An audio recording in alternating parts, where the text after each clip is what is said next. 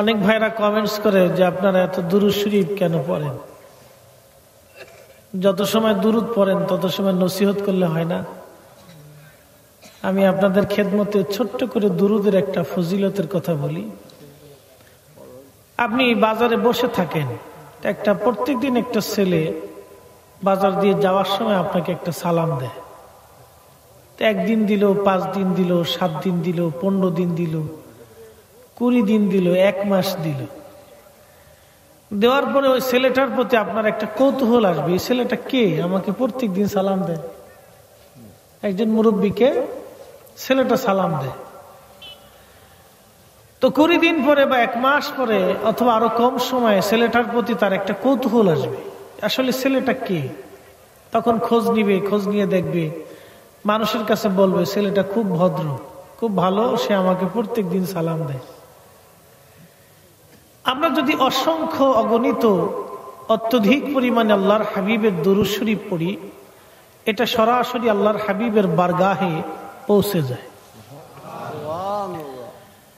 নবী পাকের দরবারে পৌঁছানোর সময় উচ্চারিত হয়, হে রাসূল করিম, আপনার বাংলাদেশের অমুক জেলার অমুক অঞ্চলের অমুকের ছেলে অমুক আপনি হাবিবে কিবরিয়ার উপরে দুরূদ শরীফ পাঠিয়েছে। সুবহানাল্লাহ। 1 দিন, 2 দিন, 3 দিন, 4 দিন, 5 দিন, 1 মাস, 6 মাস, 1 বছর, 5 বছর, 10 বছর, একদিন তো আল্লাহর নবীর অন্তরে আমার আপনার প্রতি মায়া লাগবেই। কি কথা বলেন, ঠিক না? যদি একবার মায়া লেগেই যায় তখন কি হবে? মান রাআনি ফিল মানামি ফাকাদ রাআল হক, রাওয়াহুল বুখারী। যদি একবার আল্লাহর হাবিবের অন্তরে আপনার প্রতি দয়া এসেই যায় তাহলে দিদারে রাসূল নসিব হয়ে যাবে। আর একবার যদি হাবিবে কিবরিয়ার দিদার হয় তো জান্নাত ওয়াজিব হয়ে যাবে। এবারে আসতে সুবহানাল্লাহ, একটু জোরে বলেন সুবহানাল্লাহ। খুশি হন নাই? খুশি হওয়ারই তো কথা। আল্লাহ রাসূল আরো বলেছেন, মান রাআনি ফিল মানামি ফাসিয়ারানি ফিল ইকদা, রাওয়াহুল বুখারী। যদি স্বপ্নে তোমার সঙ্গে আমার দিদার হয় উম্মাহ, তাহলে শোনো, অচিরেই জাগ্রত হালতেও তোমার সঙ্গে আমার দিদার হবে। দুটি হাদিস থেকে আমরা কি বুঝলাম? স্বপ্নে কি নবীর ছবি আসে না নবী আসে?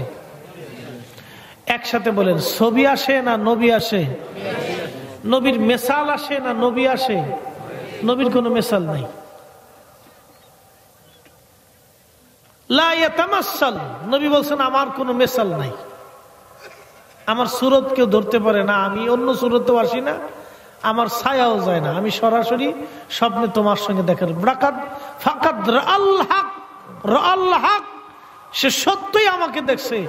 এর অর্থ হলো আমাদের নবী এখনো আছে। জোরে বলেন এখনো আছে। জোরে বলতে হবে এখনো আছে, এখনো আছে, আগে ছিল, এখনো কিয়ামত পর্যন্ত থাকবে। একসাথে জোরে বলা যাবে আল্লাহু আকবার। কিন্তু আমার দেশের কিছু ভাইদের সাথে আমাদের বিরাট একটা মত দ্বন্দ্ব আছে। তাদের দোষ না, আমি দোষ দিই না, আর আমি কাউকে কষ্ট দিয়ে, ব্যথা দিয়ে, কাউকে আঘাত করে কষ্ট দিয়ে কথাও বলি না। কারণ জীবনে অনেক দোয়ান্য ফোয়ান্য কিলেন্য গুতান্য বহুত কিছু করছি, করে দেখছি, এটির হেদায়েত আনা যায় না। হিকমত ও মুহাব্বতের মাধ্যমে ডাকলে মানুষ বুঝে আসে। তাদের সাথে আমাদের বিরাট একটা বিস্তর তফাৎ কোথায় জানেন? আমার কাছে একটা সবুজ চাদর আছে। সবুজ চাদর আল্লাহর নবীর খুব পছন্দের চাদর ছিল, জন্য একটা কাসিদার নাম হয়েছে কাসিদায়ে বুরদা। ইমাম শরফুদ্দিন আল বুসুরি রাহিমাহুল্লাহ, যিনি মিশরের কায়রোতে ঘুমিয়েছেন, নবীজির গায়ে লাগানো চাদর মুবারকের যে একটা সুতা আছে, এই সুতাটাকেও আমরা সুন্নিরা মহামূল্যবান মনে করি। কথা ঠিক? নবীজির গা মুবারকের যে চাদর মুবারক ছিল, এই চাদর মুবারকের যে একটা সুতা, এই সুতাটাকেও আমরা মহামূল্যবান মনে করি। কিন্তু আমার কিছু ভাইরা স্বয়ং রসুলে খোদার ইজ্জতের চাদর ধরে টানাটানি করে। তফাৎটা এখানে। যদি বিবেক থাকে তাহলে বুঝে নিবেন, আর যদি বিবেকে কুত্তায় প্রস্রাব করে তাহলে আর কিচ্ছু করার নাই। সুজা বলে হুজুর বিবেকের মধ্যে কি কুত্তায় প্রস্রাব করে? করে না মানে কইছি কেনা, বুঝাইতেছি আপনাদের বাজি। এই যে আমার ডানে বামে সামনে পিছনে অনেক মুরব্বীরা আছে, অনেক মুরব্বীদের কিন্তু লেখাপড়া নাই, কিন্তু বিবেক খুব মজবুত। আমার দেশের অনেক শিক্ষিত মানুষ আছে, ডক্টর, এরপরে বিসিএস কমপ্লিট করে সরকারি চাকরিজীবী, বড় বড় অফিসার, কিন্তু তাদের বিবেকে কুত্তা এমন প্রস্রাব করছে যে গরিব আর ধনী নাই, মিসকিন আর নাই।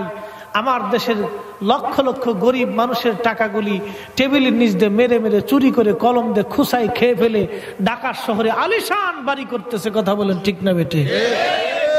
তো মানুষের বিবেকে কুত্তায় প্রস্রাব করে না কইছি কিনা? বিসিএস কমপ্লিট করা একটা ছেলে ফার্স্ট অফিসার বাংলাদেশের, কোটি কোটি টাকা চুরি করে খাচ্ছে। তো কার টাকা চুরি করতেছে? এদেশের খেটে খাওয়া দিন মজুর একজন কৃষক। সকালবেলা যখন আমরা কম্বল কাঁথা মুড়িতে ঘুমাই, আমার দেশের কৃষকগুলি তখন এই পর্যন্ত কাদার মধ্যে নেমে শীতের মধ্যে ধান ক্ষেত পরিষ্কার করতেছে। আমরা যখন আরাম করে ঘুমাই, আমার দেশের রিক্সাওয়ালা তখন সকালবেলা ভোরবেলা দুটা পয়সা রুজির জন্য রিক্সা নিয়ে বের হয়ে গেছে। এই গরিব মানুষের কষ্টের অর্জিত পয়সাগুলি এরা চুরি করে করে খাচ্ছে। বাবা, মানুষের বিবেকে কুত্তায় প্রস্রাব করে না কেডাই কইছে? এটি তো বাস্তব। আল্লাহু আকবার, কি বুঝাবো আপনারা? বলুন, যে লোকটা বিসিএস কমপ্লিট করে লেখাপড়া শেষ করে জ্ঞানের সমুদ্র হয়ে বিরাট কিছু শিক্ষা দীক্ষা অর্জন করে তার বিবেক তৈরি হলো না, তার চাইতে আমার দেশের একজন সাধারণ চাষা, খেতে খাওয়া মানুষ, সহজ সরল মানুষ, এর চাইতে আল্লাহর দরবারে লক্ষ কোটি গুণ দামি। কথা বলেন ঠিক না বেটে? এটার নাম বিবেক। বিবেক মানুষের জীবনের সবচেয়ে বড় আদালতের নাম হচ্ছে বিবেক। আমার দেশের অনেক বড় বড় আলিম আছে, লা হাওলা ওয়ালা কুওয়াতা ইল্লা বিল্লাহ, লা হাওলা ওয়ালা কুওয়াতা ইল্লা বিল্লাহ, আমাদেরকে বছরের পর বছর ধরে হাদিসের দর্শ দিতে পারে। এই সমস্ত মানুষগুলি যাহা বলে, যাহা করে, এগুলি ভাবলে মানুষের জীবনে অস্থিরতা আসে যে এরা করেটা কি, বলেটা কি এরা। অথচ আমার দেশের বড় বড় মুহাদ্দিস আছে যাদের জীবনী শুনলে আমাদের কলিজা বড় হয়ে যায়, যাদের জীবন শুনলে আমাদের কলিজা বড় হয়ে যায়। মারহাবা বলেন, আরো জোরে বলেন। আমি আল্লামা সাহেব কেবলা ফুলতুলি রহমাতুল্লাহ আলাইহির প্রশংসা করি। কেন করি? তিনি একজন আশিক রাসূল ছিলেন। কেন ছিলেন? তিনি সৈয়দপুরে মার খাইছেন।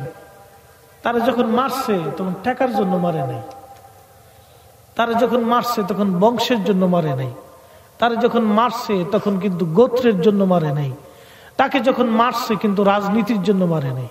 যখন মারছে তখন বলছে ইয়া রাসূলুল্লাহর খইবি, ইয়া রাসূলুল্লাহর খইবি, ইয়া রাসূলুল্লাহর খইবি। সাহেব কেবলা তখন ইয়া রাসূলুল্লাহ ভুলেন নাই। কারণ কি? এজন্যই ভুলেন নাই, তিনি তার হৃদয়ের ভিতরে নবী পাকের প্রেমকে গেঁথেছিলেন বিধায় উনি জানতেন, হয়তো ভেবেছিলেন এখনই আমি মারা যাব, কিন্তু আমার কলিজা থেকে আমার রাসূলের নাম সরাইতে পারবে না। কথা বলেন ঠিক না বেটে?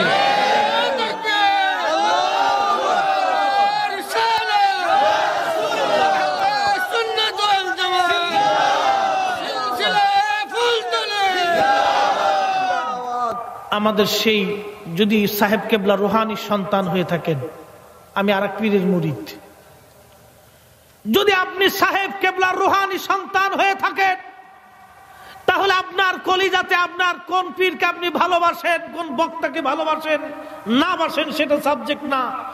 আপনি যদি সাহেব কেবলাকে ভালোই বেশি থাকেন, তাহলে সাহেব কেবলা জীবনের কঠিন সময় যেমন ইয়া রাসূলুল্লাহ ভুলে যায় নাই, আপনি যদি সাহেব কেবলাকে ভালোবেসে থাকেন তাহলে আপনারও কঠিন সময়ে ইয়া রাসূলুল্লাহ ভুলে যাওয়া যাবে না। কথা বলেন ঠিক না বেটে?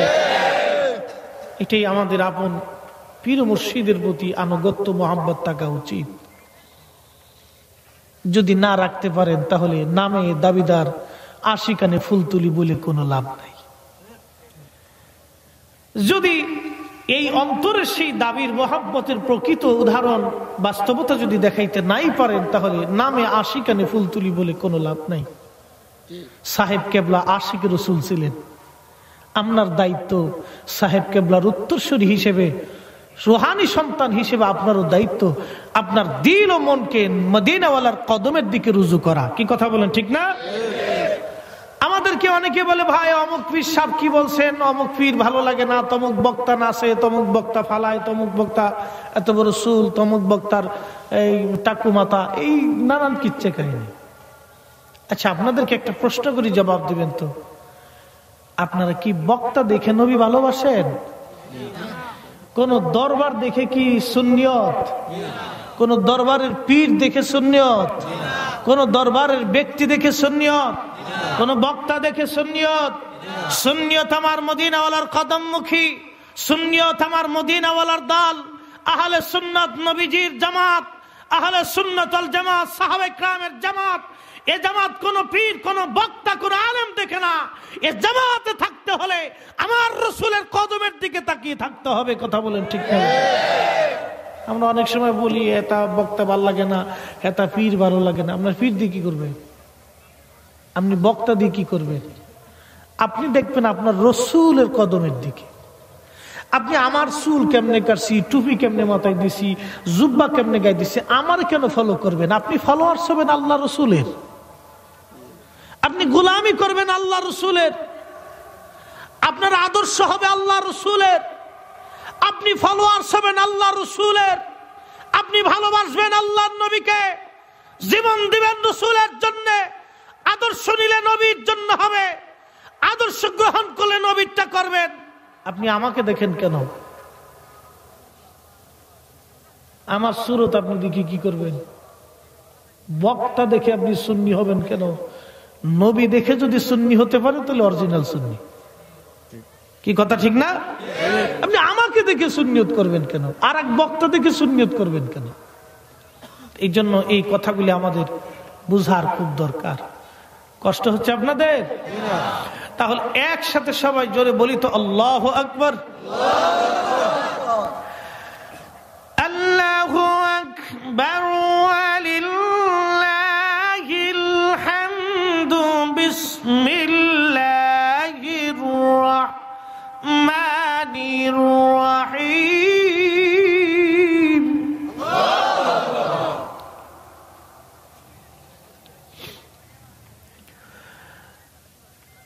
আমিনু কামা আমানান নাস।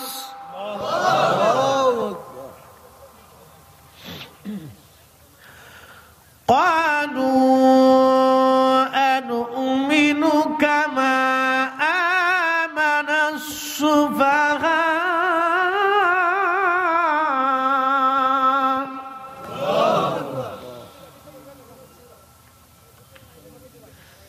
আল্লাহু আকবার। সাহাবায়ে কেরামের শানে আল্লাহ রাসূল কি আয়াত নাযিল করলেন?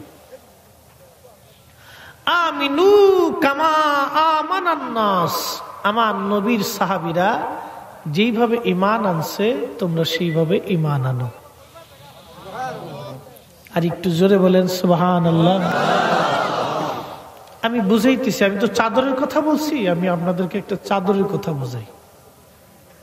সহিহ মুসলিমের একটা হাদিস আসছে, সুদূর ইয়ামান থেকে একজন সাহাবী নবীজির জন্য চাদর নিয়ে আসছে, সবুজ চাদর, নকশা করা চাদর এনে বলতেছেন, ইয়া রাসূলুল্লাহ, আমি আপনার খেদমতে ইয়ামান থেকে একটা চাদর আনছি, হুজুর আপনি গ্রহণ করুন। আল্লাহর হাবিব চাদর মোবারক নিলেন, গায়ে লাগাইলেন। পাশ থেকে আর এক সাহাবী এসে বলতেছেন, ইয়া রাসূলুল্লাহ, আপনার এই চাদর মোবারক আমাকে দয়া করে দিয়ে দেন। আল্লাহ নবী চাদর মোবারক নিয়ে বলেন, নাও। সাহাবী চাদর নিয়ে গেলেন। অন্যান্য সাহাবী যারা আছে এরা ফাললে ওই সাহাবীর দূরে মারে, তুমি কেন চাদর নিলে? নিলা? তুমি কি জানো না রাসূল পাকের চাদরের প্রয়োজন? তুমি কেন চাদরটা নিলা? তুমি কি জানো না চাইলেই নবী চাদর দিয়ে দিবে? তুমি কি জানো না রাসূলের কদমে কেউ কিছু চাইলে নবী ফেরত দেয় না? নবীর যে চাদরটা প্রয়োজন তুমি কি বুঝো না? সাহাবীরা পারলে এর মারে ধরে, কিন্তু সাহাবী ডরে কান্দে দিছে। হাবিবের দরবারে চোখের পানি ছেড়ে কাঁদের বলি, ইয়া রাসূলুল্লাহ, কষ্ট দেওয়ার জন্য আমি চাদর নেই নাই গো নবী। হুজুর, মনের ইচ্ছা পূরণ করার জন্য চাদর নেই রে। ইয়া রাসূলুল্লাহ, আমার জীবনের আশা আপনি নবীর সহবতের চাদর দিয়ে যেন আমার কাফনের কাপড় করা হয়। আপনারা হাদিস শুনছেন, এখানে আমি একটু পাট পাট করে বুঝাই দিই। আচ্ছা বললেন, সাহাবীর কি নামাজের অভাব, রোজার অভাব, সওয়াবের অভাব, নেকির অভাব? আমার দেশের কিছু ভাইরা এমন বুজুর্গি ভাব লইছে যে একবারে ওনার সওয়াব দিয়ে উনি জান্নাতে যাইব, নবী লাগতো না। এমন ভাব লইছে যে নবী লাগতো না। আমার আগে যিনি আলোচনা, আনসারী সাহেব না, হযরতুল আল্লামা মাওলানা আইয়ুব আনসারী মাদ্দাজিল্লুল আলী হুজুর আলোচনা করেছেন যে কোন এক বক্তা বলেছেন জাহান্নামে গেলে গান নবী উঠাই পারতো না। কি এক পাগল ছাগল দেশে কোত্থেকে আসে।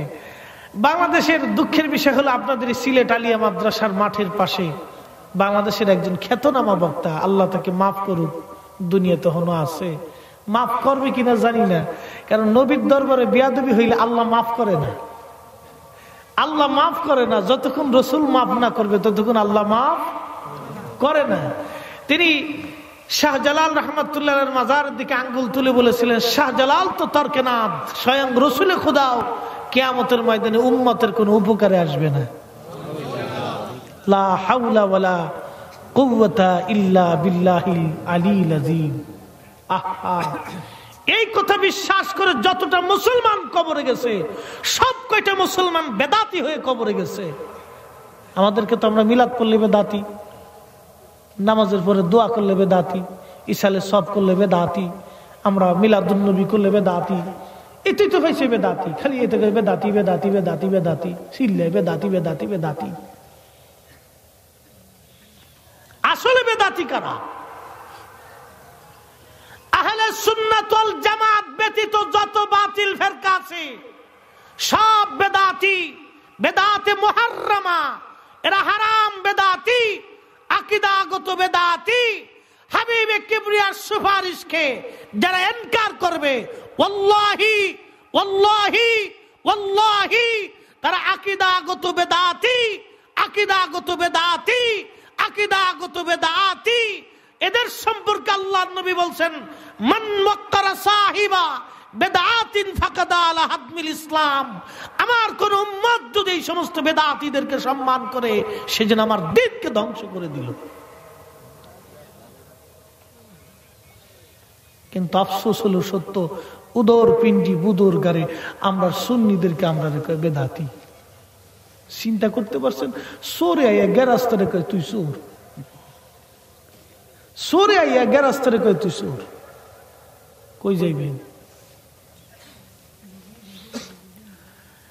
এই সাহাবীর নামাজের কমতি নাই, আমলের কমতি নাই, জিকিরের কমতি ছিল না, ফিকিরের কোনো কমতি ছিল না, ইবাদতের কমতি নাই। কিন্তু চাদর খানাকে নিয়ে কাফনের কাপড় কেন বানাইতে চান সাহাবী?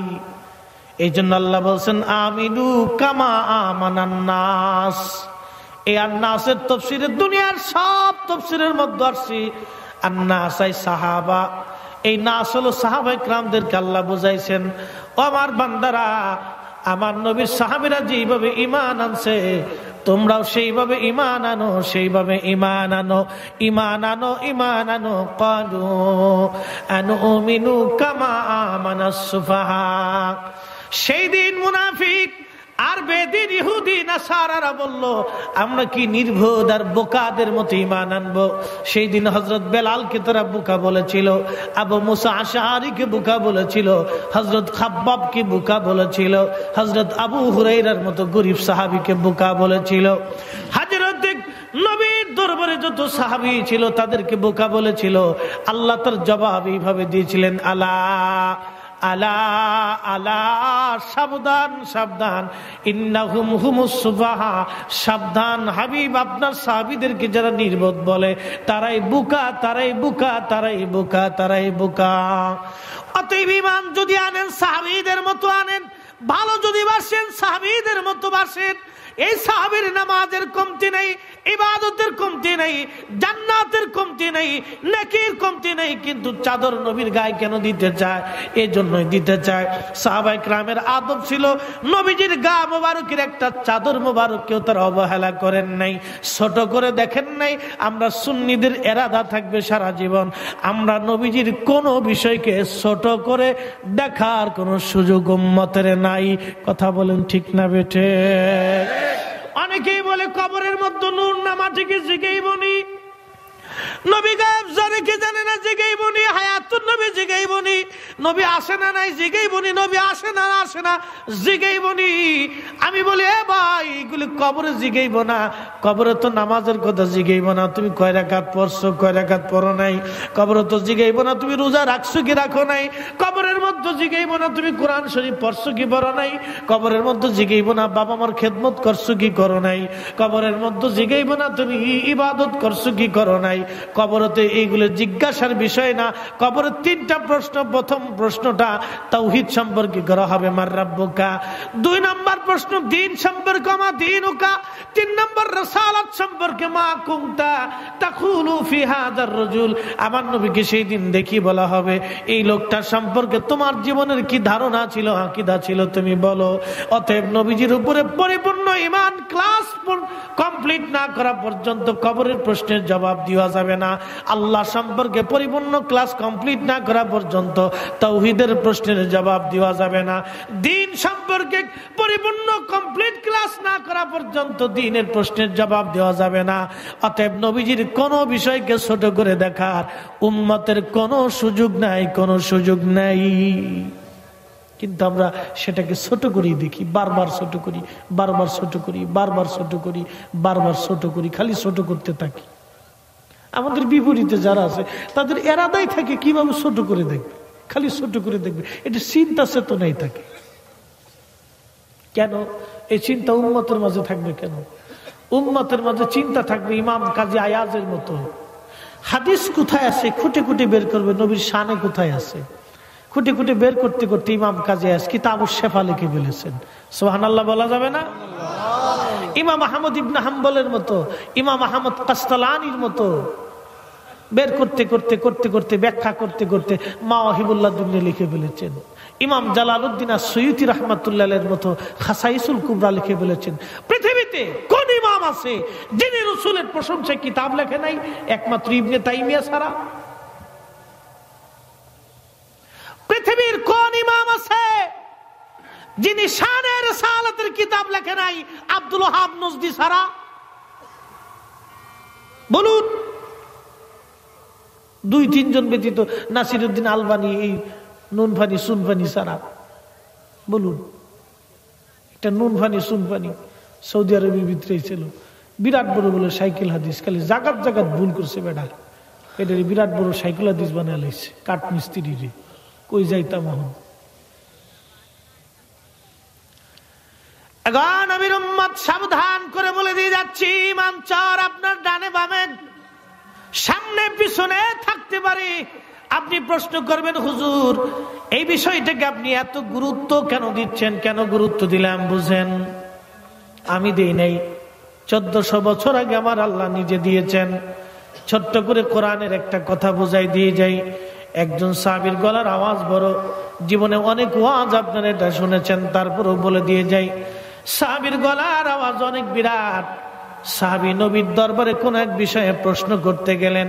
প্রশ্ন করতে যাওয়ার পরে আওয়াজটা বড় হয়ে গেল। বড় যখন হয়ে গেছে, নবীজির গলার আওয়াজের উপর দিয়ে তার আওয়াজ বড় হয়ে গেল।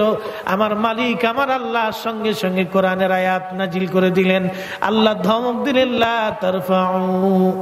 লা তারফাউ আসওয়াতাকুম ফাওকা সাউতিন নবী।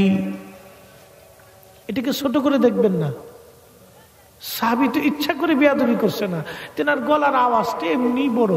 কিছু মানুষের গলা আছে না বোমবাস্টিং, আস্তে কইলেও জোরে হয়। তুমি বলতে যাইয়া বলে ফেলে দিছেন, আওয়াজটা বড় হয়ে গেছে। সাথে সাথে আল্লাহ কোরআনের আয়াত নাজিল করলেন, ধমক দিলেন সাহাবীকে। সাহাবী কারা? সাহাবীর ওজন কত একটু বুঝাই। একজন সাহাবী নবীজির পিছনে 1 রাকাত নামাজ পড়ছে। সাহাবী ব্যতীত তাবিঈ, তাবে তাবিঈন, খুলাফা, আইম্মায়ে মুজতাহিদিন, মুতাকাদ্দিমিন, সালফে সালিহিন, নুজাবা, নুকাবা, আখির আবদাল, মুজাদ্দিদ, কুতুব, আকতাব, দুনিয়ার ভিতরে যত উলামা ফুদালা যা আছে সমস্ত মুসলমানের নামাজ যদি এক পাল্লায় দেন, আর একজন সাহাবী নবীজির পিছনে 1 রাকাত নামাজ পড়েছে, ও নামাজ যদি আর এক পাল্লায় দেন, নবীজির 1 রাকাত, নবীর সাহাবীর 1 রাকাত নামাজের ওজনের সমান হবে না। সেই সাহাবীদেরকে আল্লাহ ধমক দিয়েছেন নবীর দরবারের আদব দেখানোর জন্য। লা তারফাউ আসওয়াতাকুম ফাওকা সাউতিন নবী। হে আমার রাসূলের সাহাবী, তোমাদের গলার আওয়াজ যাতে আমার হাবিবের আওয়াজের উপরে না উঠে। সাহাবী তো ইচ্ছা করে দেন নাই, আওয়াজটা এমনি বড় হয়ে গেছে। আল্লাহ বরদাস্ত করেন নাই, আয়াত নাজিল করে দিচ্ছেন। ওই সাহাবী বাড়ি চলে গেছে। 3 দিন নবীর মসজিদে আসে না, ঘরের সামনে বসে বসে কান্দে, ঘুমায় না, খায় না, গোসল করে না, খালি কান্দে। বরবাদ হয়ে গেল। আমার জাহান্নাম ছাড়া উপায় নাই। আল্লাহ উপায় কি? আমার উপায় কি? আমার উপায় কি? আমার সব শেষ, আমার আমল বরবাদ। আমার কি হইল? আমার সর্বনাশ হয়ে গেছে। এইভাবে দিনও কান্দে, রাতেও কান্দে। সাহাবী ঘুমায় না, 3 দিন 3 রাত পর্যন্ত কান্না করে। 3 দিন পরে আমার আল্লাহর দয়া হলো, আমার নবীজির দয়া হলো। নবীজি ডাক দেখে, সাহাবীরা রে, আমার সাহাবীর বিরুদ্ধে কোরআনের আয়াত নাজিল হয়েছিল, বলো গো সেই সাহাবী কোন জায়গায়? সাহাবীরা বলে, ইয়া রাসূলুল্লাহি, ওই সাহাবী বাড়ি যাইয়া আজকে 3 দিন ঘরের আঙ্গিনায় কান্নাকাটি করে। হুজুর খায় না, দায় না, ঘুমায় না, শুধু বলে আল্লাহ আমার জাহান্নাম হয়ে গেল, আমার জিন্দেগি বরবাদ হয়ে গেল, আমার সব আমলগুলি বরবাদ হয়ে গেল, আমার জাহান্নাম ছাড়া উপায় নাই, আমার হইল কি, আমার হইল কি, আমার সর্বনাশ। হুজুর গো এইভাবে সে কান্নাকাটি করে। আমার নবী ডাক দেখো, সাহাবীরা রে, আমার ওই সাহাবীকে ডেকে নিয়ে আসো। সাহাবীকে ডেকে আনার পরে ওই সাহাবী নবীজির সামনে বসে বসে কান্না করি, ইয়া রাসূলুল্লাহ আমার আমলগুলি বরবাদ হয়ে গেছে। আমার নবীজি ডাক দেখো, সাহাবী তুমি শান্ত হও, তুমি চিন্তা করিও না, তুমি জাহান্নামী না, আমি নবী তোমারে মাফ করে দিয়েছি, আল্লাহ তোমাকে জান্নাতি বানায়া দেবেন। একবার জোরে বলা যাবে কি সুবহানাল্লাহ?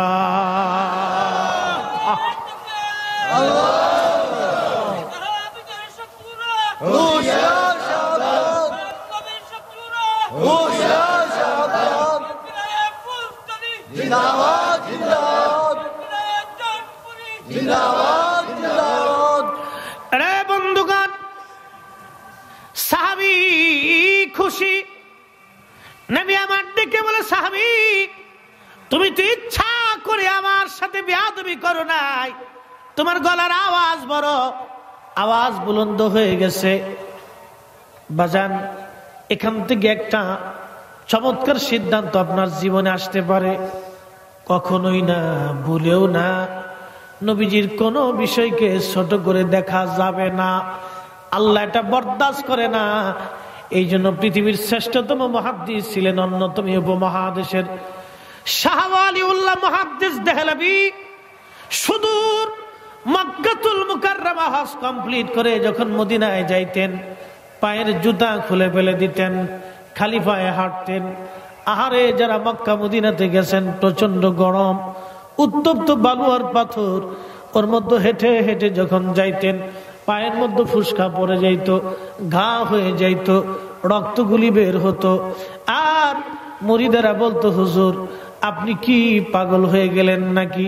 কত আলিম ওলামা জুতা পায়ে দেয়া মদিনাতে যায়, আপনি কেন গো খালি পায়ে মদিনাতে যান? কারণ কি? আপনার রক্ত বের হয়, পার মধ্যে ঘা হয়ে গেছে, ফুসকা পড়ে গেছে গো হুজুর, আপনি জুতা পায়ে দেন, আপনার কষ্ট হয়। শাহ সাহেব জবাব দিতেন দুনিয়ার মানুষে, আমি শাহ ওয়ালিউল্লাহ হাবিবুল্লাহর বারগাহে, আল্লাহর রহমতের নবীর বারগাহে হাজিরা দিতে যাচ্ছি। আমি শাহ ওয়ালিউল্লাহর কলিজায় কি সাহস রে, নবীর দরবারে জুতা পায়ে দিয়ে উপস্থিত হব। একবার যদি আমার নাম বিয়াদবের খাতায় লেখা হয়, আমি শাহ ওয়ালিউল্লাহর জিন্দেগি বরবাদ হয়ে যাবে। আমি শাহ ওয়ালিউল্লাহর কলিজায় কি সাহস হবে, রহমতে আলা নবীর কদম মোবারকে জুতা পায়ে দিয়ে হাজির হব। আমি জুতা পায়ে দিয়ে যাব না, আমার পা পচে যায় যাক, খসে যায় যাক, আমি মরে যাব, তারপরও নবীর দরবারে জুতা পায়ে দিয়ে যাব না। একবার আওয়াজ তুলে বলা যাবে আল্লাহু আকবার। এখানে অনেকগুলি পয়েন্টস আছে, আমি বলতেছি। সাহাবী জুতা পায়ে দিলেন, আবু বকর দিলেন, ওমর দিলেন, উসমান দিলেন, আলী দিলেন, তালহা দিলেন, জুবাইর দিলেন, আব্দুল্লাহ আব্দুর রহমান ইবনে আউফ দিলেন, সাদ বিন আবি ওয়াক্কাস দিলেন। হযরত রাসূল পাকের যত সাহাবী ছিলেন সবাই নবীর দরবারে জুতা পায়ে দিলেন। তাহলে শাহ ওয়ালিউল্লাহ কেন দিলেন না? তাহলে শাহ ওয়ালিউল্লাহ অরিজিনাল বেদাতি। কারণ সাহাবী যে কাজ করলেন না, সেই কাজ শাহ আব্দুর রহিম শাহ ওয়ালিউল্লাহ মুহাদ্দিস দেহলভী তার বিপরীত করলেন, এজন্য উনি বেদাতি। পৃথিবীর বাংলাদেশের একজন আলেমকে দাঁড়া করায় দিয়ে বলেন, বলো শাহ ওয়ালিউল্লাহ বেদাতি। ওই লামাজেবি বাটপারের দল ছাড়া সব আলেম ওলামাদেরকে দাওয়াত করেন। দেওবন্দি বলেন, বেরেলি বলেন, আর মসলকে ওই যত মসলকের আলেম ওলামা আছে সব আলেমদের দ্বারা করায় দিয়ে বলেন বলেন বলেন শাহ ওয়ালিউল্লাহ মুহাদ্দিস বেদাতি। আল্লাহি আল্লাহি, একজন আলেম যদি বলতে পারে শাহ ওয়ালিউল্লাহ মুহাদ্দিস বেদাতি, তাহলে আমি ফরিদি সুন্নি জামাত ছেড়ে দেব। এবার আসেন আর একটু উপরের দিকে যাই। মদিনার হাওদার ভিতরে, সীমানার ভিতরে জীবনেও কোনদিন ইমাম মালিক রাহমাতুল্লাহ আলাইহি জুতা পায়ে দিলেন না। শুধু কি তাই রে, কোনদিন পায়খানা করলেন না, প্রস্রাব করলেন না, এমনকি নিজের থুতু পর্যন্ত মদিনার মাটিতে ফেলান নাই। আহা, কলিজার ভিতরে রাসূলের তাজিম কতটুকুন থাকলে একজন ইমাম জীবনের এতটা বছর মদিনাতে কাটিয়েছে। আল্লাহর কসম, যদি মদিনাতে গরমের দিনে যান, আপনি যদি 2 মিনিটও খালি পায়ে পথ চলতে পারেন, তা আমি জিহ্বা কেটে এলাম। 2 মিনিট সময় দেব আপনাকে মাত্র। দুপুর বেলা খালি পায়ে একটু রাস্তা দিয়ে হাঁটবেন। ইমাম মালিক জীবনের শেষ সময় পর্যন্ত, প্রায় 80-90 বছর পর্যন্ত মদিনাতে কাটিয়েছেন। আহা, জীবনে একটা সময় পর্যন্ত জুতা পায়ে দেন নাই। সুবহানাল্লাহ, কি বাড়ি যায় বলবে? এখন প্রশ্ন করি, জবাব দিবেন। ইমাম মালিক তো ইমাম আবু হানিফা রাহমাতুল্লাহ আলাইহির সমসাময়িক, 80-100 হিজরির ইমাম। 80 থেকে 100 হিজরির ইমাম। লক্ষ্য করুন, 100 হিজরির পর পর্যন্ত সাহাবী জিন্দা ছিলেন, 104 হিজরি পর্যন্ত সাহাবীরা জিন্দা ছিলেন। মতান্তরে 114 হিজরি পর্যন্ত হযরত আনাস রাদিয়াল্লাহু আনহু জিন্দা ছিলেন। আমার দিকে তাকাবেন, এত সাহাবী মদিনাতে গেলেন, জুতা পায়ে দিলেন, খালি পায়ে ছিলেন না। কিন্তু ইমাম মালিক রাহমাতুল্লাহ আলাইহি কোনদিন জুতা পায়ে দেন নাই। লোকেরা জিজ্ঞেস করলো, হুজুর আপনি কেন জুতা পায়ে দেন না? ইমাম মালিক জবাব দিলেন, বলো আমি কোন জমিনে জুতা পায়ে দিব, যে জমিনের মাটির সঙ্গে আমার নবীজির জিসম মোবারক লেগে আছে। সুবহানাল্লাহ কি বলা যাবে? ও যুবক ভাই, এ যুবক, আপনাদের উদ্দেশ্যে আমার পরামর্শ, যুবক ভাই, আপনি কারে ভালোবাসেন একটু দেখে ভালোবাসবেন। আল মুরউ মা মান আহাব্বা, যে যারে ভালোবাসে তার সঙ্গে তার হাসর নাসর হয়ে যাবে। দুনিয়াতে আপনি কার ফলোয়ার্স হইলেন হিসাব করে হবেন বাবা। আপনি যার ফলোয়ার্স হয়েছেন তার সঙ্গে আপনার হাসর নাসর হবে। ফলোয়ার্স যদি হন আমার নবীর হন, ফলোয়ার্স যদি হন আমার নবীর হন, ফলোয়ার্স যদি হন ওলি আল্লাহদের হন, ফলোয়ার যদি হন অলিদের হন, অলিদের হন, ফলোয়ার যদি হন নবীর হন, নবীর হন, তাহলে আশা করা যায় নাজাতের রাস্তা খুঁজে পাওয়া যাবে। কথা বলেন ঠিক না বেঠে? নামের আগে ডক্টর, পিছনে বিরাট বড় আজহারি মাদানি শায়েখ, বিরাট কিছু। আরে বাপ রে বাপ, বিরাট লোক লাগাইছে। পাতিলের আতঙ্ক, সাইকেল হাদিস, মোনাজরে মিল্লা, ঘোড়ার ডিম, আগর ডিম, বাগর ডিম, আতা ছাতা খাতা, অভাব নেই।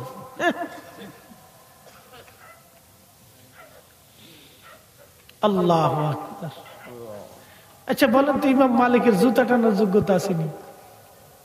পৃথিবীতে বর্তমানে যত আলেম আছে আপনি বলেন, আজহারের চ্যান্সেলর পরে 1 লক্ষ হাদিস জানে, আজহারের চ্যান্সেলর যিনি, ইমাম মালিকের জুতা টানার যোগ্যতা আসেনি? ইমাম মালিকের জুতা টানার যোগ্যতা আসেনি? বলুন, আজহারের চ্যান্সেলর, ইসলামী বিশ্বের সবচেয়ে জ্ঞানীদের মধ্যে অন্যতম, বলুন জুতা টানার যোগ্যতা আসেনি ইমাম মালিকের? তো সাহাবীরা জুতা পাই দিল, সাহাবীরা পায়খানা করলো, বাথরুম করলো, ইমাম মালিক করলো না। ইমাম মালিক কি সাহাবীদের চাইতে বড় আশিক? আমার দেশের কিছু ভাইরা, আমরা যখন ইয়া নবী সালাম আলাইকে বলে নবীরে সালাম দেই, তখন এরা এই যুক্তি দেয়, নবী সাহাবীরা দিল না, এরা কি নবী সাহাবীদের চাইতে বড় আশিক? এই ধোঁকাটা দিয়ে আপনার ইমানটাকে চুরি করে নিয়ে যাচ্ছে। আপনি তো চিন্তা করবেন, হ্যাঁ কোন সাহাবী দিল না, তাহলে আমরা ইয়া নবী সালাম আলাইকে দাঁড়ামু কে? সাহাবী যে কাজ করে না আমি করতে যাবো কে?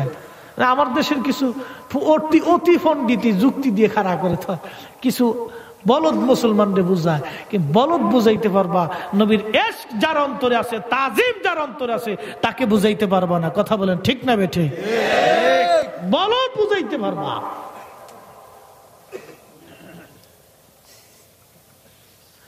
ইমাম মালিক জবাব দিলেন, দুনিয়ার মানুষ,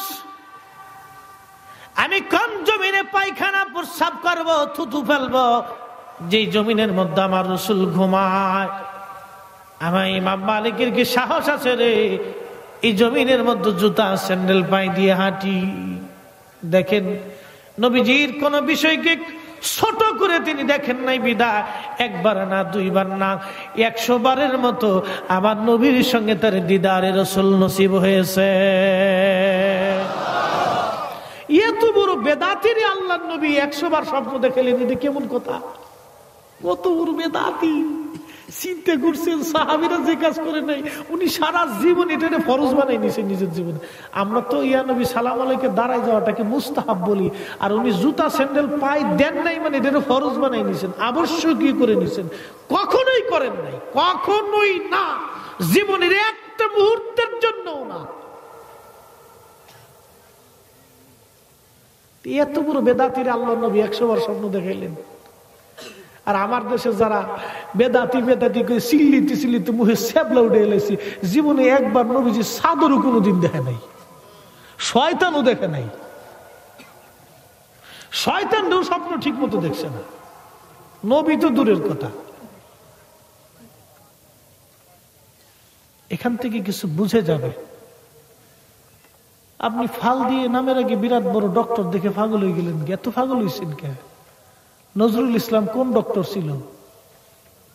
তার জীবনের উপরে, তার গ্রন্থ, কাব্য, কবিতার উপরে, তার সাহিত্যের উপরে, গদ্য পদ্যের উপরে এদেশের ছেলেরা ঢাকা ভার্সিটি, জগন্নাথ আর জাহাঙ্গীরনগর, রাজশাহী, চট্টগ্রাম বিশ্ববিদ্যালয়ে তার জীবনের উপর ডক্টরেট ডিগ্রি করা লাগে। বলুন এই লোকটা কোন ভার্সিটির ডক্টর ছিল, কোন ইউনিভার্সিটির চ্যান্সেলর ছিল? বলুন। আন্ডার ম্যাট্রিক পাস একটা ছেলে সারা জীবন কবিতা লিখছেন, নাতে রসুল লিখেছেন, সাহিত্য লিখেছেন, গদ্য পদ্য লিখেছেন, বাংলা ভাষাকে সমৃদ্ধ করেছেন। একজন সাহিত্যিক কাজী নজরুল নবীর শানে কত চমৎকার লিখে গেছেন, 4,500 মতো নাতে রসুল লিখেছেন। তার ভিতরে ছোট্ট একটা পঙ্ক্তিটা আপনাদেরকে শোনাচ্ছি, তিনি কি লিখেছেন।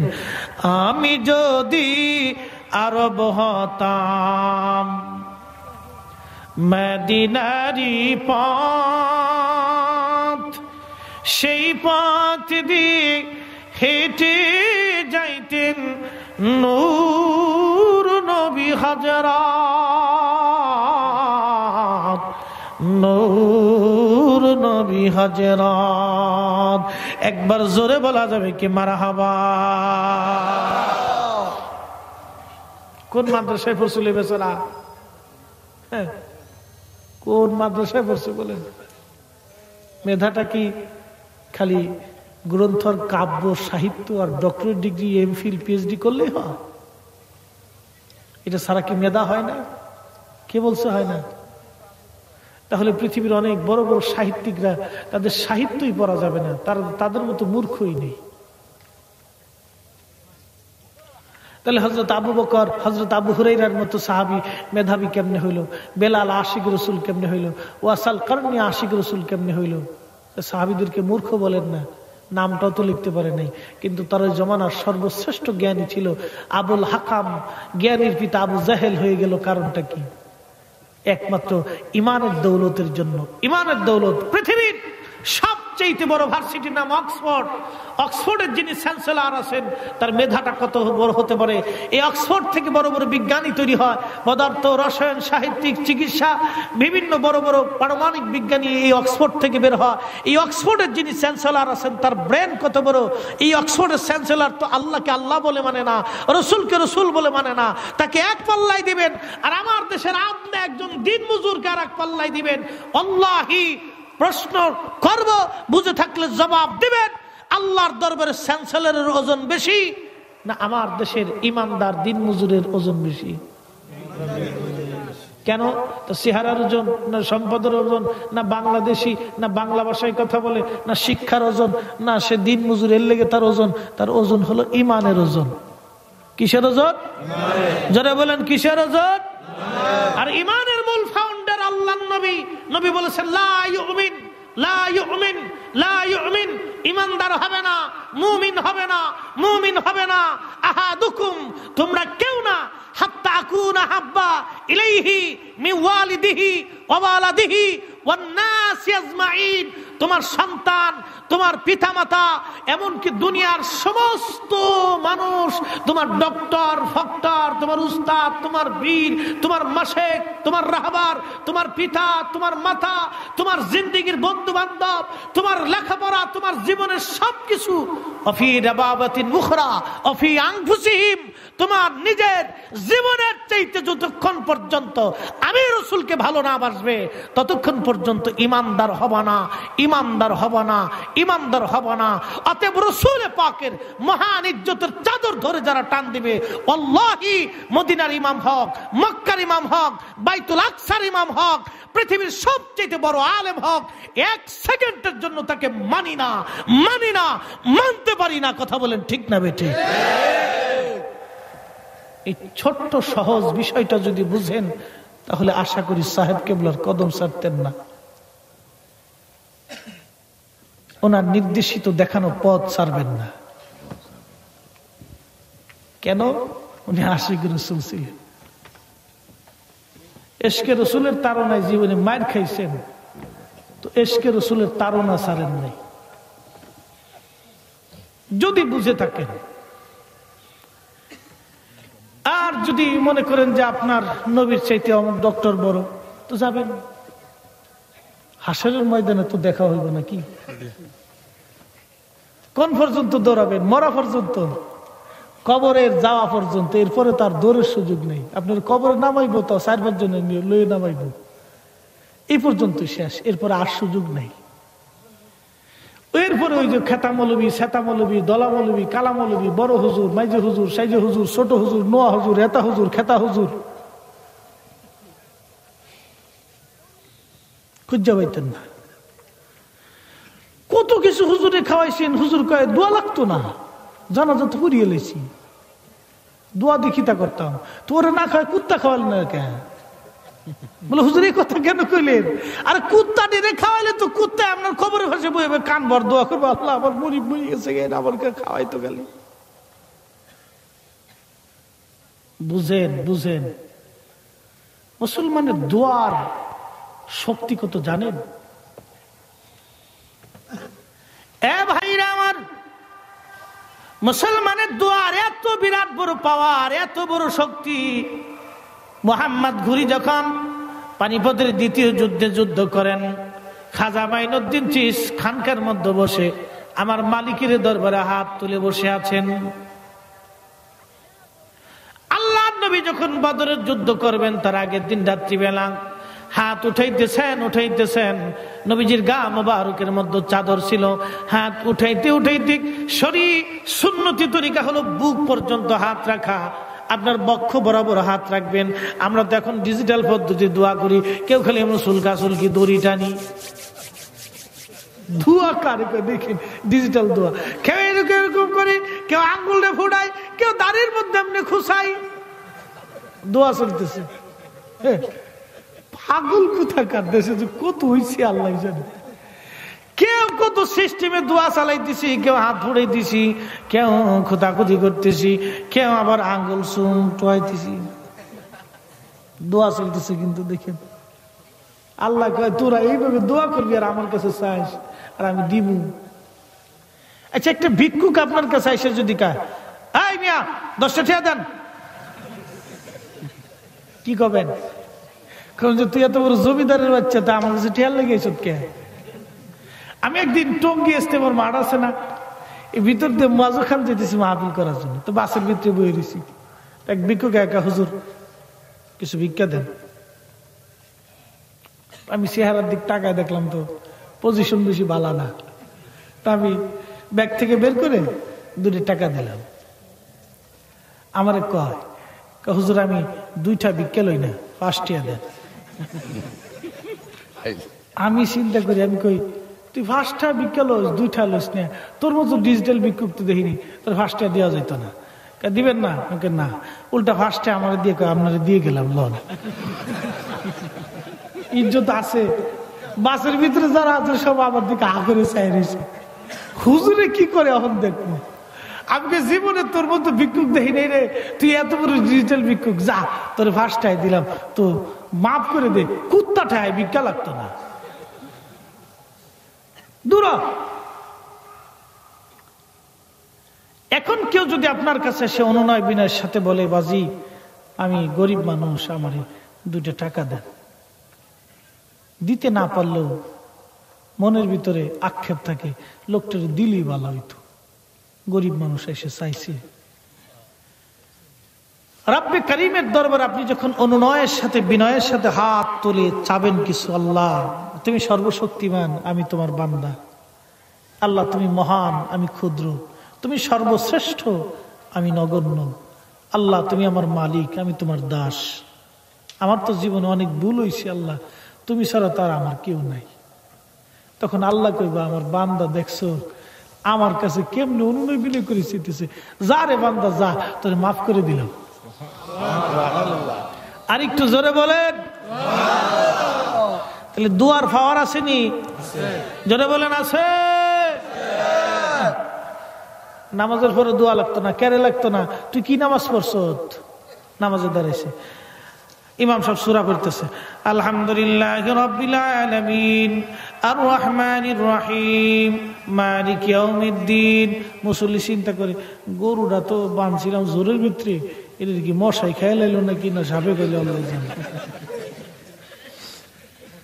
হ্যাঁ, নামাজ পড়ে মসজিদে মন চলে গেছে গরুর কাছে, তাহলে বোঝা গেল আল্লাহরে বাদ দিয়ে এখন গরুর দিকে চলে গেছে মন।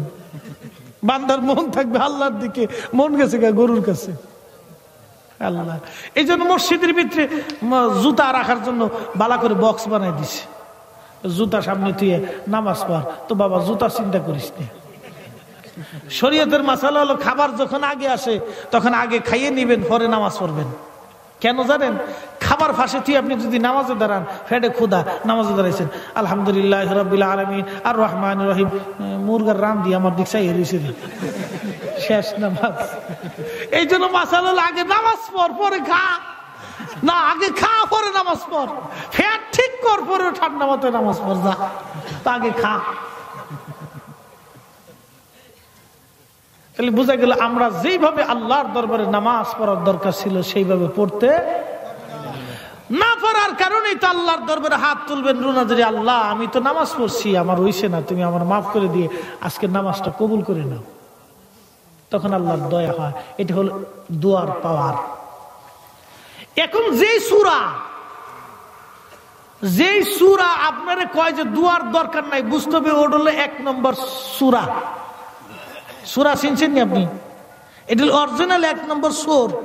আপনার এই ইবাদত থেকে মাহরুম করার জন্য আপনারে উঠে পড়ে লাগছে। এই জন্য আল্লাহ কোরআন শরীফে একায়তে ওয়াজ করেন, উদউনি আস্তাজিব লাকুম মিনাল্লাযীনা ইস্তাকবিরুনা আন ইবাদাতি সায়াদখুলুনা জাহান্নামা দাখিরিন। আল্লাহ বলেন আমার কাছে চাও, আমি আল্লাহ তোমাকে দেব। নিশ্চয়ই এই চাওয়া নামক ইবাদত, এই দোয়া নামক ইবাদত থেকে যদি নিজেকে গোটায় নাও, অন্য মুসলমানকে যদি তোমরা গোটায় নাও, ও আমার বান্দারা শোনো, তোমাদেরকে অচিরেই অপমান করে আমি জাহান্নামে নিক্ষিপ্ত করব। অতএব দোয়া ছাড়া যাবে না, দোয়া ছাড়া যাবে না, এই ইবাদত থেকে নিজেকে গোটানো যাবে না, গোটানো যাবে না। যারা আমাদেরকে আজকে বেদাতি বলতেছে, মনে রাখবেন ওরাই হলো অরিজিনাল বেদাতি।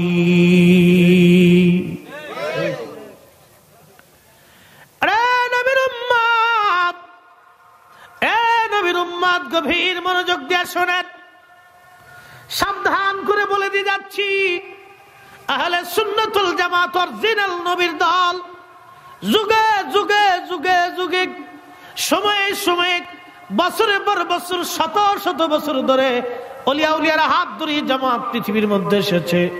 কিয়ামত পর্যন্ত আউলিয়া কিরামের সিলসিলার মাধ্যমে এই জামাত দুনিয়ার মধ্যে কায়েম ও দায়েম থাকবে। তবে যতই বাতিল ফেরকা পৃথিবীতে আসুক না কেন, তারা মাথার চারা দিয়ে উঠবে আবার হারিয়ে যাবে, উঠবে আবার হারিয়ে যাবে, উঠবে আবার হারিয়ে যাবে। কিন্তু সুন্নি জামাত ছিল, আছে এবং থাকবে। এই জামাত কোনোদিনও জমিন থেকে বিতাড়িত হবে না। একবার আওয়াজ তুলে বলা যাবে কে মারহাবা।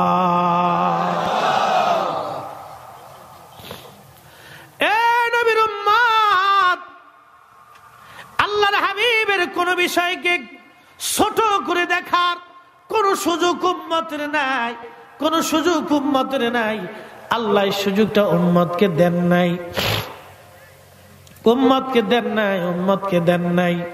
বাজান, আমি মাঝে মধ্যে একটা আলোচনা রাখি, আলোচনাটা হলো কিতাবুল হাজামা থেকে, মানে সিঙ্গা লাগানো থেকে। মুসলমান সিঙ্গা লাগানোর প্রাচীন পদ্ধতির চিকিৎসা অনেক চমৎকার। আল্লাহর নবী বলেন, তোমরা যদি শরীরে সিঙ্গা লাগাও 70 প্রকার রোগ থেকে তোমাকে আল্লাহ হেফাজত করবে। আবার আরেকটা চিকিৎসা দিয়ে যায়। বন্ধুগণ, আমার নবীজি সুনান ইবনে মাজার মধ্যে লিখেছেন, নবীজি বলেছেন প্রত্যেক মাসে 3 বার হাতের তালুর মধ্যে মধু রেখে তুমি যদি চেটে চেটে খাও, সর্বনিম্ন 3 বার, আমার আল্লাহ 70 প্রকার জটিল কঠিন রোগ থেকে তোমাকে বাঁচাই দিবে। সুবহানাল্লাহ বলা যাবে না? আল্লাহর নবী বলেন কালো জিরা, কালো জিরা মৃত্যু ব্যতীত সব রোগের মহা ঔষধ। নবী বলেছেন তোমরা লাউ খাও, কদু খাও, কদু লাউয়ের তরকারি, কারণ এই কদু তোমার পাকস্থলীকে ঠান্ডা করে দিবে। আল্লাহর নবী কদু পছন্দ করতেন, খাইতেন। আল্লাহর নবী জয়তুনের তেল খাইতেন, জয়তুনের তেল নবীজি শরীরে লাগাইতেন। ওয়াত্তিনি ওয়াজ্জাইতুন, সুনান শামাইলে তিরমিজির মধ্যে এসেছে, নবী বলেছেন তোমরা জয়তুনের তেল শরীরে লাগাও, জয়তুনের তেল তোমরা খাও যদি তাড়াতাড়ি বৃদ্ধ হতে না চাও। দেখেন আমার দেশের নারীরা বেডিরা খালি আলকাতরা মাখায়, সোনু মাখায়, পাউডার লাগায়, ফেয়ার অ্যান্ড লাভলির এই যে অ্যাডভার্টাইজ দেয়, কালা বেডি দলা হয়ে যায়। কি পাগল দেশে হইছে, এখন এখানে আফ্রিকার 2-4টা বিডি মানুষ বহাইয়া ওই সারাদিন তোরা এই আলকাতরা মাহাইতে থাক। আফ্রিকার সাইডে বেরিয়ে এনে কইতে বসে এই ফেয়ার এন্ড লাভলি মাখাইবি, যদি কালাটা দলা হয় তাহলে বুঝবে এটা অরিজিনাল, আর যদি দলা না হয় তাহলে বুঝবে এটা ডুপ্লিকেট। আমরা দেশের বেডির ওই অ্যাডভার্টাইজ দেখে ফার্মে হইলে খালি স্টার জলসা দেয়, জি বাংলাদেশ কি পাগল হইছি, কেমনে লিপস্টিক মাখবো, কেমনে ছুরি মাখবো, কেমনে কাপড় পরবো, আঁকি পক্ষি ফাঁকি টিসুম টাসুম ডুসুম টাসুম এগুলি সব। নবীর উম্মত, আল্লাহর নবী বললেন তোমরা জয়তুনের তেল লাগাও, তাড়াতাড়ি যদি বৃদ্ধ হতে না চাও। আমি আমার ওই মা বোনের দৃষ্টি আকর্ষণ করে বলি, যুবক ভাই, চেহারা সুন্দর করার জন্য তোমাকে সোনওয়াল কাতরা পাউডার কিছুই মাখাইতে হবে না।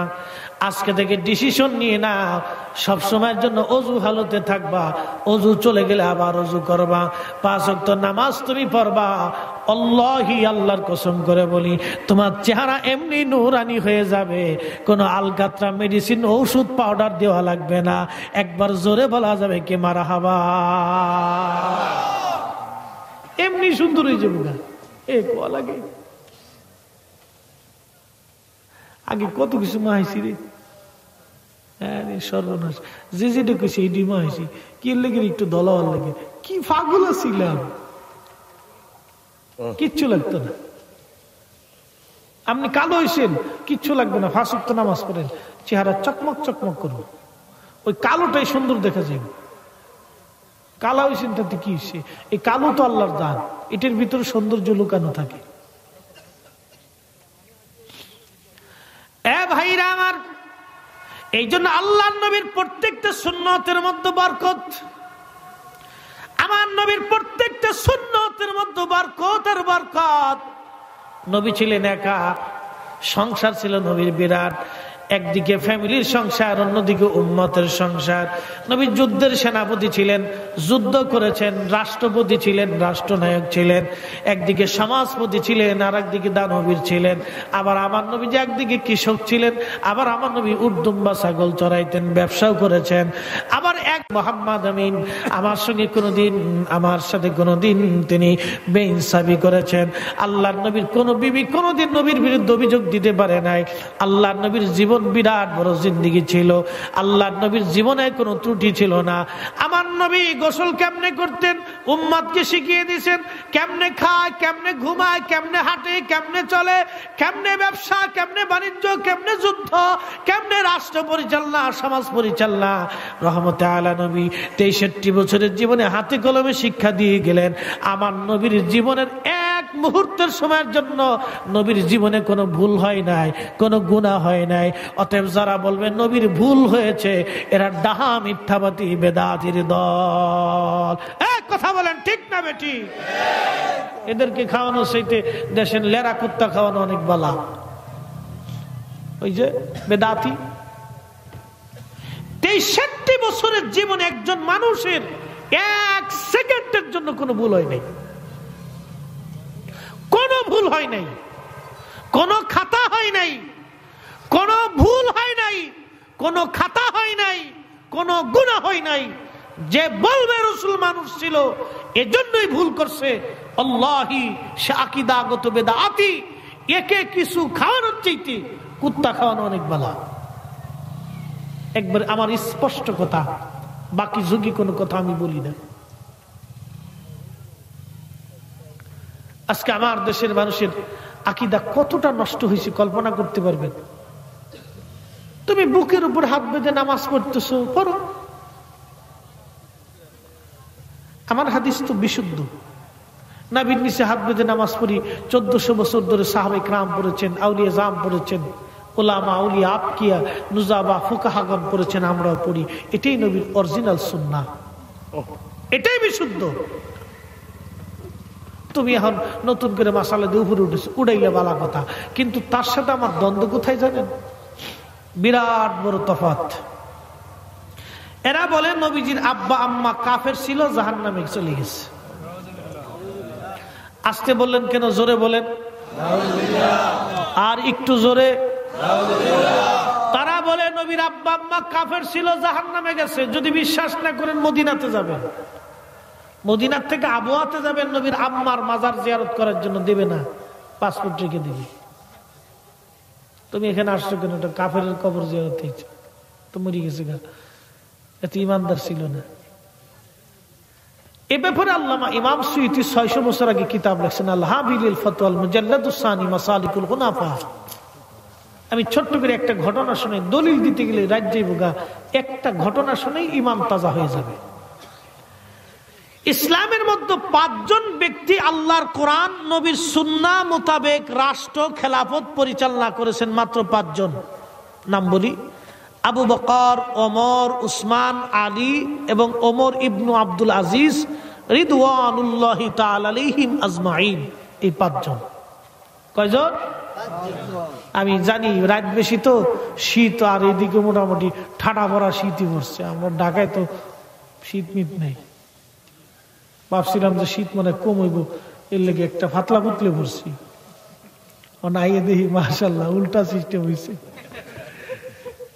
চাদরটা দিয়ে রাখছি, মোটামুটি চলবো আর কি। আর ওয়াজির স্পিডে একটু ঘাম আসে, তো এই জন্য তেমন একটা কিছু দিতেছি না। তো নামার পরেই ধরবো, কই যে হুজুর আয়েন, আপনারা পাইছি বহুত দিন পরে। আপনার এলাকায় যেহেতু আইসেন, কিছু লয়ে টয়ে যান। পৃথিবীর এই 5 জনের ভিতরে 5ম নাম্বার জন ওমর ইবনু আব্দুল আজিজ রাহিমাহুল্লাহ, যাকে দ্বিতীয় ওমর বলা হয়, ইসলামের প্রথম মুজাদ্দিদ বলা হয়। প্রথম মুজাদ্দিদ ছিলেন উনি, প্রথম মুজাদ্দিদ। মাত্র 10টা মিনিট, প্রথম মুজাদ্দিদ।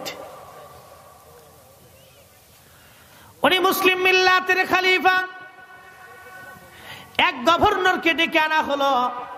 গভর্নরকে উনি ডেকে বললেন, গভর্নর, তুমি মুসলমানদের গুরুত্বপূর্ণ পদে, মুসলমানদের গুরুত্বপূর্ণ পদে তুমি একজন কাফেরকে কিভাবে দায়িত্ব দিতে পারো? গভর্নর জবাব দিলেন, খলিফাতুল মুসলিমিন, আপনি কি বলতে চান? আপনি কি বললেন? আমি একজন কাফেরকে মুসলমানদের গুরুত্বপূর্ণ দায়িত্ব দিলাম বিদায় আপনি অসন্তুষ্ট হয়েছেন। আপনি কি জানেন না নবীজির আব্বা আম্মা 2 জন কাফের ছিল? এই কথা যখন গভর্নর বলেছেন, তখন ওমর ইবনে আব্দুল আজিজ রাদিয়াল্লাহু আনহুর কমেন্টস কি ছিল দেখেন, মতামত। উনি চেয়ারে বসা ছিলেন, শুধু শব্দ করলেন আহ। দেখেন, আহ, এইভাবে শব্দটা আসছে, আহ। তোর যদি জিহ্বা কেটে দিতাম, তোর যদি জিহ্বা কেটে দিতাম, তোর যদি হাত কেটে দিতাম, তোর যদি পা কেটে দিতাম, আমার রাসূলের আব্বা আম্মাকে তুই কাফের বলতেছিস। আল্লাহু আকবার বলা যাবে না? আর একটু জোরে বলেন। মুসলিম মিল্লাতের দ্বিতীয় ওমর, ইসলামের প্রথম মুজাদ্দিদ। 5 জন ব্যক্তি কোরআন ও সুন্নাহ মোতাবেক খেলাফত পরিচালনা করেছে, তার 5ম জন।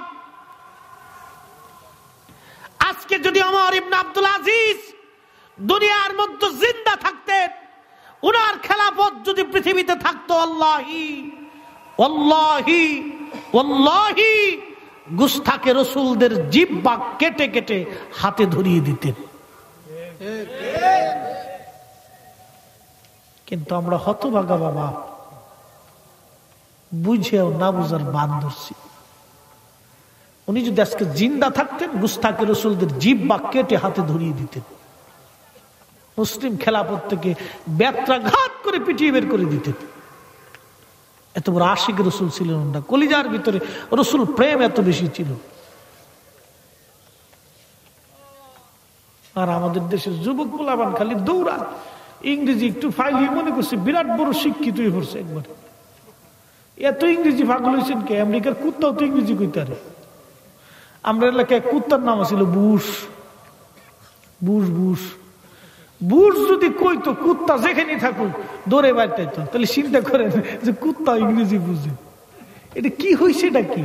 তাতে কি ঘোড়ার ডিম হয়েছে? আমি যখন এসএসসিতে পড়ি, দাখিলে পড়ি, তখন ডিগ্রির পোলাপানটা আমি ন্যারেশন শিখিয়েছি, টেন্স শিখিয়েছি। তাতে কি হয়েছে? এটা কি ঘোড়ার ডিম?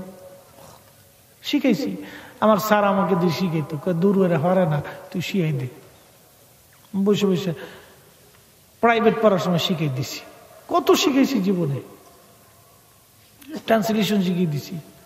তাতে কি অন্ত ইংরেজি ফিংরেজি গোড়ার দিব না, কিচ্ছু পারি না, বুঝে গেছি। প্রিয় ভাইরা আমার, এগুলি কোনো অহংকার না, গর্ব না, ক্রেডিট না। আপনি অনেক বড় ডক্টর, অনেক বড় প্রিন্সিপাল, অনেক বড় চ্যান্সেলর, অনেক বড় বিজ্ঞানী, অনেক বড় ডাক্তার, অনেক বড় অফিসার, আপনি অনেক পয়সার মালিক, এটা আপনার জীবনে কোনো ক্রেডিট না। আপনার জীবনের ক্রেডিট হলো আপনার কলিজার মধ্যে নবীর প্রেম আছে কিনা, তাজিম আছে কিনা। আল্লাহ কোরআনে বলেন, ইন্নামা ইয়াখশাল্লাহা মিন ইবাদিহিল উলামা। আলেম তারাই যারা আমি আল্লাহকে বেশি ভয় করে, তারা আলিম, তারা আলিম, তারা আলিম। যারা আমি আল্লাহকে বেশি ভয় করে তারা আলিম। আমি বক্তা আপনাদের সামনে দাঁড়াইছি, বসে আছি, আপনারা হয়তো ভাববেন ফরিদী সাহেব অনেক বড় আলিম, কিচ্ছু না। হয়তো বলবেন ফরিদী সাহেব অনেক বড় আলিম, কিচ্ছু না। আমার চেয়েও বড় আলিম ভিতরে বসে আছে। যে ব্যক্তি আল্লাহকে বেশি ভয় করে সে আলেম। সুবহানাল্লাহ বলা যাবে না?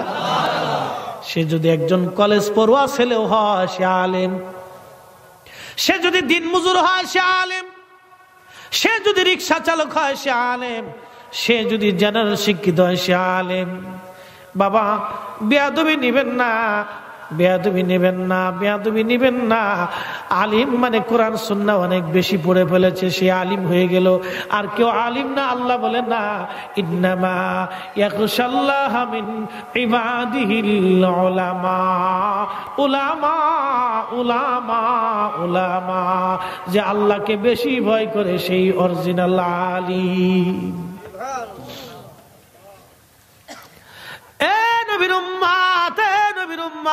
কথা বাড়াইয়া কষ্ট দিব না, দিলেন আমারে পরে, দিবেন হলো আগে।